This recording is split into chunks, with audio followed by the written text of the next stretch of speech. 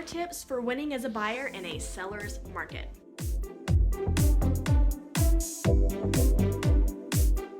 You may have heard that it is a seller's market out there, and you know what? It kind of is. There are a lot more buyers out there looking than there are homes on the market, so it can be tough to win and put in a great offer on the home that you want. But here are 4 ways that you can win as a buyer in a seller's market. Of course, if you're looking to buy or sell this year, make sure that you go ahead and subscribe to my channel so that you can get all the information you need on your home buying journey. I'm happy to help. Tip number 1 for winning as a buyer in a seller's market is to work with a real estate agent. Now, you're probably thinking, Melanie, that seems pretty self-serving. You're a real estate agent. Of course you would say that. Well, I'm not going to lie to you. I'm proud of how I help my clients. When was the last time that you, looked at a market inventory report? When was the last time you ran comps for a neighborhood comparing homes to see what the average price per square foot is to see if the listing agent overpriced the listing or the sellers overpriced the listing? For most of you, that's not really your hobby, but for me, it's my job. So those kinds of databases and that kind of information is going to be something that I work with regularly that's going to help you be able to quickly craft an offer.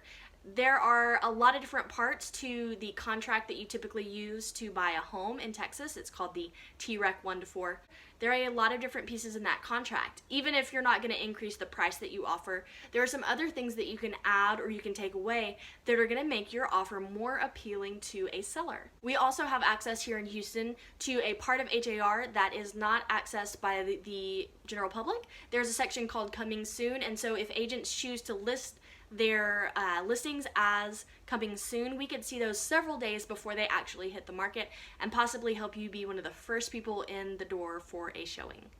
The second way to win as a buyer in a seller's market is to make decisions and stick with them. What do I mean by that?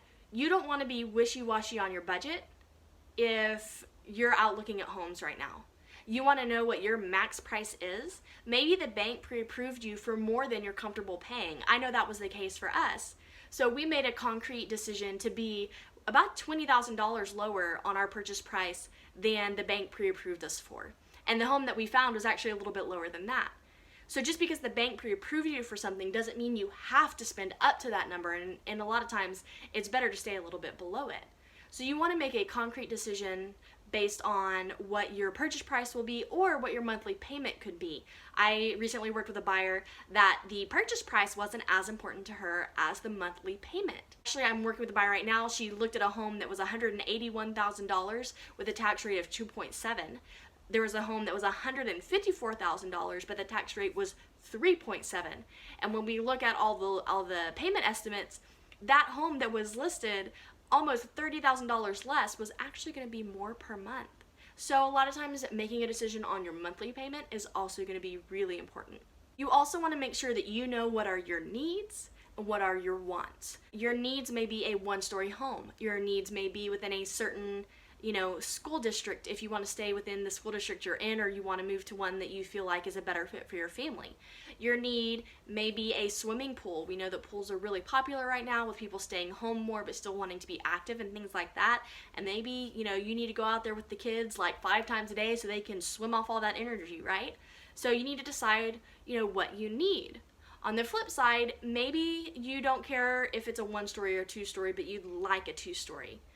But you need to be prepared to make an offer on a home that meets all of your needs, but maybe it's a 1-story instead of that 2-story.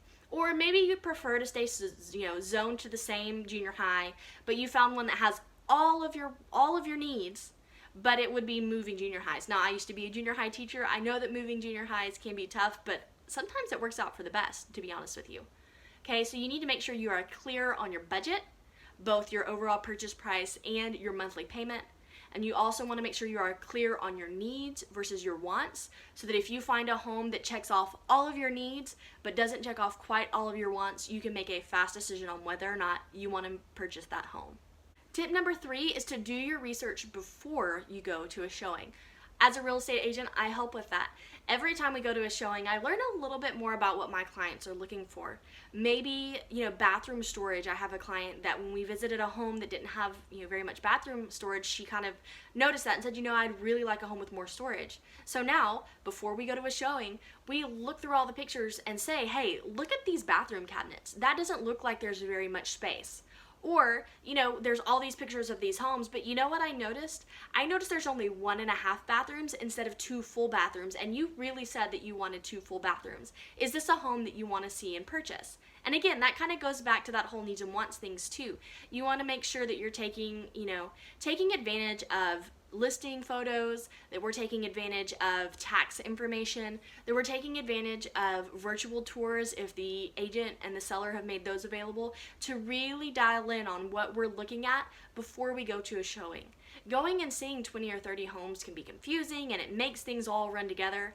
So we want to do our research before we go to a showing or before we request a showing to make sure that we're only looking at homes that are really homes that you would be interested in possibly making an offer on. And then finally, the fourth thing that you need to understand if you want to win as a buyer in a seller's market is you need to understand the competition. There are a lot of buyers out there looking for a lot of different reasons right now, and at the same time, a lot of sellers are choosing not to list right now for a few different reasons. So that means you probably are gonna have competition. So what can you do to understand the competition and beat the competition? Well, first, and you hear me say this in a lot of videos, you need to get pre-approved for a home loan. If you put in an offer without a pre-approval letter, the seller doesn't trust you that you're gonna be able to get pre-approved. But if someone else enters that same offer and they have a pre-approval letter, most times the seller is gonna feel much more confident with that offer that is the same as yours or maybe even a little bit less than yours that has a pre-approval letter, because they understand that the buyer is serious enough about this to have already gone through that process. They're not just window shopping, they're really looking for a home. That's how you divide who's window shopping and who's looking for a home, is who's willing to go through the 3 to 5 day process of getting pre-approved and who's not. Another thing that you can do when you're understanding that there's competition out there is to shop below your maximum price point. That way, if we end up in a bidding war, I can help you escalate your offer without just completely blowing your budget and your lender saying no dice, right? We all need to work together as a team, the buyers, the real estate agent, and the lender. And so if your lender says, hey, I can pre-approve for this, but that's the max, you don't want to be shopping right there at the budget. You want to be shopping about here so that if you enter a bidding war, which is more and more common right now to be in multiple offer situations and trying to escalate your offer as much as possible, you want to be able to have room to raise that offer up. Those are the things that you need to be doing if you want to win as a buyer in a seller's market. 1, work with a real estate agent. 2, make decisions about what you're looking for before you go looking. 3, do some research. Make sure that the homes that you're interested in having showings at are really the homes that you're interested in buying. 4, understand the competition.